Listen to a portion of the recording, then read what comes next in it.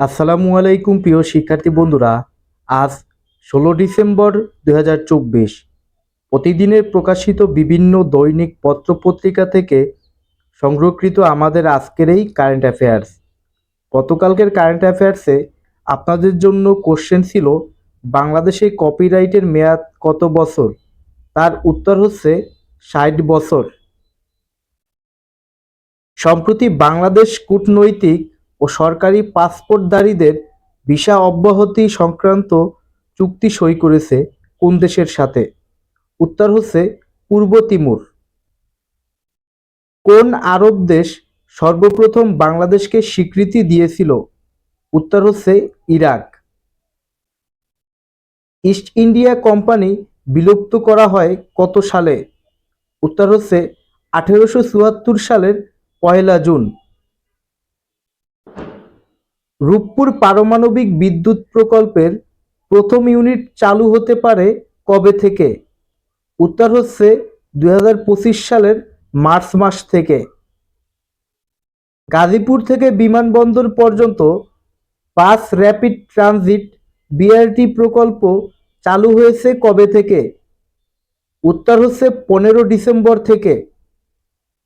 ঢাকা জয়দেবপুর 4 জোড়া commuter train চলাচল শুরু হয় কবে থেকে?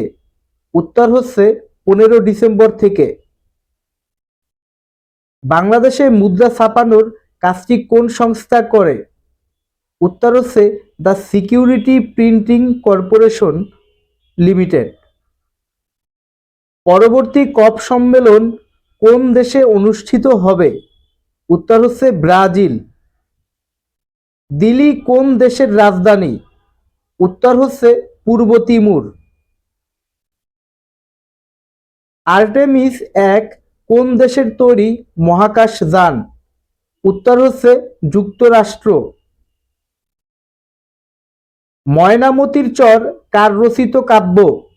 উত্তর হচ্ছে মানিক বন্দ্যোপাধ্যায়।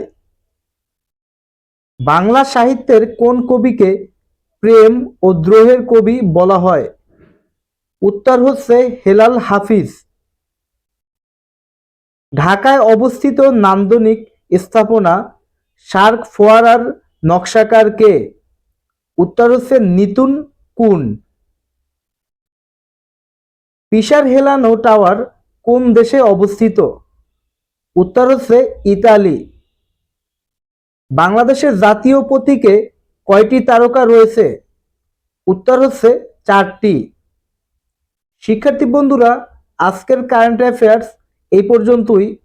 আগামীকালকে তোমাদের জন্য কুইজ থাকবে, একটি দেশে মুদ্রাস্ফীতি হলে কি ঘটে? অবশ্যই ডেইলি শিক্ষা ইউটিউব চ্যানেলকে সাবস্ক্রাইব করবে।